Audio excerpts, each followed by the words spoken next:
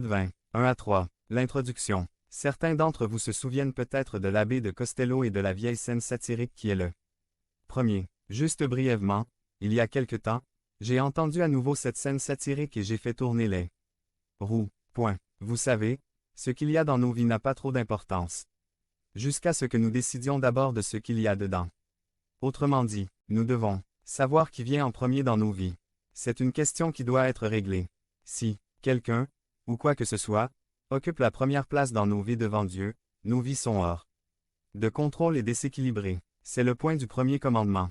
Dieu nous dit que nous devons être les premiers si nos vies doivent le glorifier.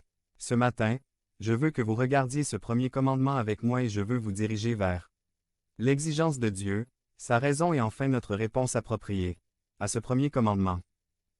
L'exigence de Dieu verset 3. L'exigence de Dieu est très simple. Il exige d'être le premier dans tous les domaines de notre vie. Il sait que tous les hommes doivent avoir un Dieu d'une certaine sorte, et il exige qu'il le soit. Exode 34, 14 nous dit que Dieu est un Dieu jaloux. Oh, il est seulement digne de notre amour et de notre dévotion. Il ne permettra pas aux intrus. Certains demanderaient-ils, eh bien, il n'y a pas qu'un seul Dieu. Oui, il n'y a qu'un seul vrai Dieu, mais il y a plusieurs faux dieux. Ou notre Dieu est la chose, ou la personne, que nous pensons la plus précieuse, pour laquelle nous ferions le plus grand sacrifice et qui touche le cœur avec l'amour le plus chaleureux.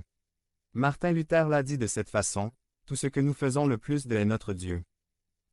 L'homme, par nature, est une créature religieuse. Il trouvera quelqu'un, ou quelque chose, à adorer. Devenez membre de la chaîne et AIDEZNOUS à propager la parole de Dieu à travers le monde.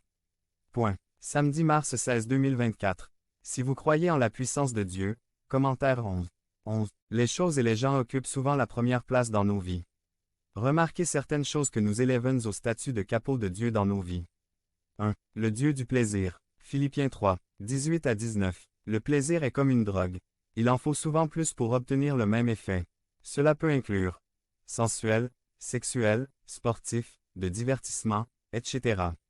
2. Le Dieu des possessions. Matthieu 6, 24. Le don de la cupidité domine de nombreuses vies. Les gens qui placent de l'argent et des choses sont avant tout des idolâtres. En ce Dieu nous avons confiance. Il a été placé sur notre monnaie américaine pour une raison. Lorsque nos ancêtres ont fondé ce pays. 3. Le Dieu de la valeur personnelle. Romains 1, 25. Lorsqu'une personne sent que le monde tourne autour d'elle et qu'elle devrait toujours l'emporter, cette personne est un idolâtre. Ils se sont placés dans une position de jouer à Dieu. 4. Le Dieu des plans et des projets. Quelque chose qui occupe l'esprit et la vie devant Dieu est une idole. Les Américains d'aujourd'hui sont tellement occupés par